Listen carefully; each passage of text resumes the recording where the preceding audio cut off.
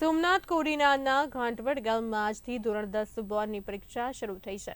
પરીક્ષા પહેલા ઘાંટવડના પરીક્ષાર્થીઓને પંચામૃત પ્રસાદી આપીને આવકારવામાં આવ્યા હતા।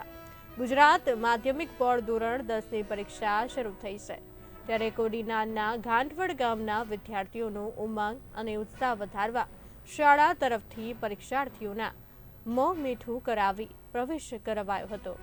પ્રથમવાર બોર્ડની પરીક્ષા આપી રહેલા વિદ્યાર્થીઓમાં કોઈપણ પ્રકારની ગભરાહટ ન રહે તે માટે કોડીનારના ઘાંટવડ ગામની દિવાળીબેન દામોદરદાસ દયાળજી ઝાટકિયા વિદ્યાલયમાં અનોખી પહેલ કરાઈ છે।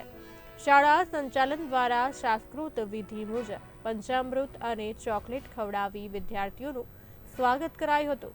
વિદ્યાર્થીઓએ પણ માતા સરસ્વતીને પુષ્પ અર્પણ કરી શાળામાં પ્રવેશ કર્યો હતો। આજ રોજ અમારી શાળામાં ધોરણ 10 ફેબ્રુઆરી-માર્ચ 2025ની પરીક્ષા ચાલુ થઈ છે, જેમાં અમે બાળકોને શાંતિપૂર્ણ અને ગળું મોઢું કરાવી કુમકુમ તિલક કરી અને પ્રવેશ આપ્યો છે। પરીક્ષાનો સમય 10 થી લઈ 1 ને 15 સુધી।